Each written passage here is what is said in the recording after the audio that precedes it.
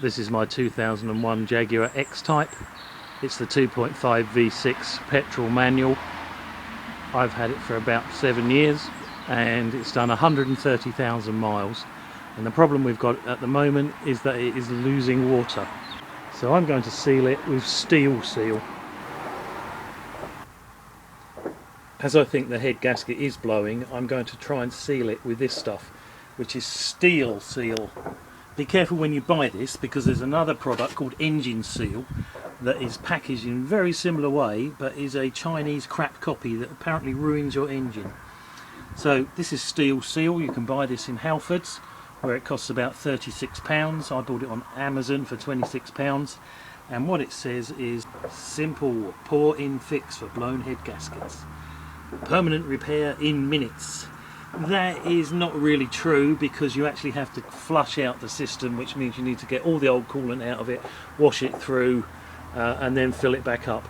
And I'll be filling it back up with OEM style antifreeze and deionized water. I prefer to do it this way because it's far cheaper. A bottle of concentrate like that is about £16. A bottle of ready mix is £14, but you need 4 of those, whereas you only need this and £3 of deionized water, which is far better for the engine anyway. So what I have to do is I have to get all the coolant out the car, clean it out, and then fill it back up with this stuff and run it for half an hour. So not a permanent repair in minutes. Permanent repair in hours would be more honest. The reason I suspect the head gasket is starting to blow is 2 reasons. Firstly, we have changed the radiator, we have changed the water pump. The water pump is down there, that's a brand new one, and I've also changed the header tank, which had a split in and was leaking, but when I changed it I found that just here this joint started to swell up, so the system was still under pressure. Because that pipe has been able to push itself off, I'm a bit suspect of the original clip, this one, so I've replaced it with an aircraft grade stainless steel clip in the hope that that won't force itself off. We did have a gas test done on it.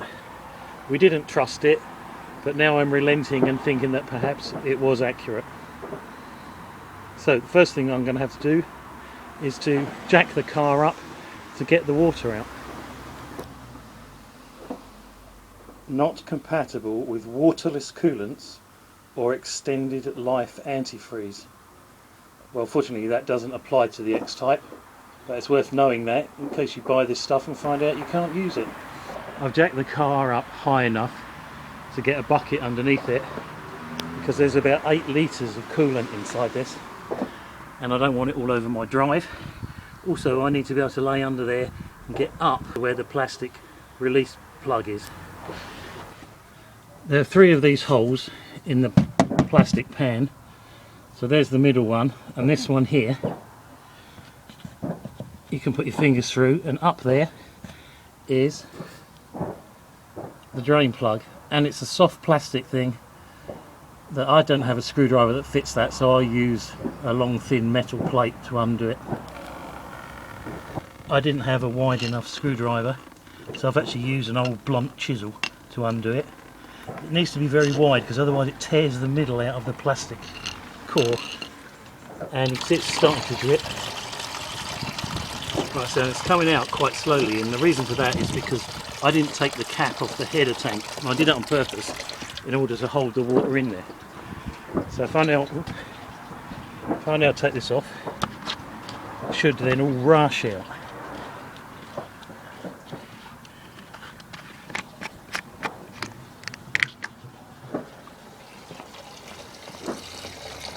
Right, now the rest of it's draining out. So we'll get the old hose out and start flushing it through till it's running clean. So that's just running nice and slow. But be very careful they don't overflow it all over the engine. So I'm going to get another bucket so that I can see whether or not the water coming out of it is nice and clean. It seems to be going everywhere. It's a really bad design, this, isn't it? I couldn't have had that a little bit lower so that it actually drips straight out. So that's the amount of fresh water that I've run through it. This bucket actually leaks. I didn't realise that. There is probably a proper service tool for putting these things back, but I haven't got one, so I'm just using my blunt, wide-bladed chisel, and that seems to do the job. So the water system's completely empty now and sealed back up, so I'm going to put this steel seal in. And in my car it has to go in the header tank. There is no cap on the radiator, and as it says, simple pour-in fix for blown head gaskets. What it does tell you is there is no sediment in that, there's no kind of binding agents. It's a kind of electrolytic effect, presumably combining with the gases coming out the engine to create a seal. It also tells you that this will not seal radiators, so it doesn't do that job. It's only for blown head gaskets. So I'm going to put that in first and then mix up some antifreeze and top it up. There seems to be an online dispute on how much you need to have. Most of the references I've found, one bottle for a 2.5 engine. Above that you need 2 bottles. So we'll just gently get that to go in. Get every drop out of it we can. And then let's mix up some antifreeze. So if you're expecting temperatures down to -17, it's a 33% mix. Down to -34, 50% mix. It's very surprising if we get -8 in this country, but I know in places like Poland they get -40, so you might need to think about that when you're making up your mix. It does make you wonder about ready mix, doesn't it? That's a ready mix bottle, 2 litres, roughly 14 quid, that's 16 quid. And that comes in at 50-50 mix. So you're wasting your money really if you're living in a warm country. So an easy way to mix it up is just get another clean container, and I've already washed that out, got all the screen wash out of it, and put a third of this in it. That's roughly a third full now. Just put the ionised water in as well. So this is deionised water. In the old days we used to scrape the ice out of the freezer and to use that, and you can see it's suitable for topping up batteries, steam irons, engine cooling systems and lava lamps. I always use this in engines because it just hasn't got a residue in it that can clog anything up. When the system's completely empty, what you have to do is fill this up to full and then run the engine, and it will suck the water back down and keep filling it up as it's doing that. Now what I'm going to do is I'm going to fill it to just above the minimum level, and then I have to run this engine for half an hour, so I'm going to leave it at that level and let that run.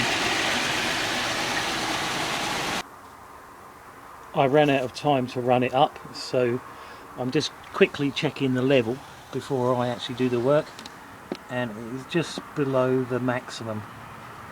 I'm now going to fire the car up and I have to run it for half an hour.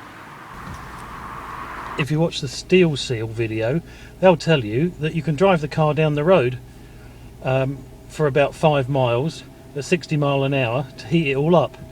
That is not what it says on the bottle. It tells you on the bottle to start the car up, let it gradually come up to temperature, so that's going to take a while, and then put the heating on full. So I'm going to turn the air conditioning off so the aircon isn't running, which is that button there, and then I'm going to put the heating on to full, which is high, 32 degrees, on full fan. And obviously they want the fluid to go around the entire system.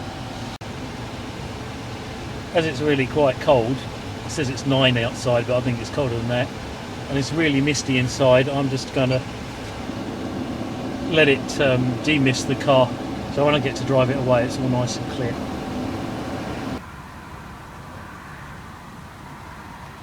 At the moment you can see the moisture coming out the back of the car, and that's because it's really cold. A dead giveaway if your head gasket is gone is when you stop the car and there's no more exhaust, you can see steam coming out, and it just hangs around the back of the car, and the steam is because the water's getting into the head gasket and going through the exhaust system. What we're looking at is normal. if it was to do that when the car was stopped, that wouldn't be normal. So that's run for half an hour at full power. So we can turn that all down now. I like running the car at 21. While the car was running, it went perfectly to temperature. Every now and then the electric fan cut in, so I know that's working. It's idling at the correct speed, which is just about 720 RPM, which is good for this car, and everything else is looking good. So I'm just going to park it up and then leave it overnight to cool down, and hopefully that should be the job done. What we'll now have to do is monitor it over the next month before I put this video up. No. So the car's done about 100 miles. Over 100. Over 100. 120, yeah. And it's lost no water at all. No. So that looks like a cure. Yeah. Excellent.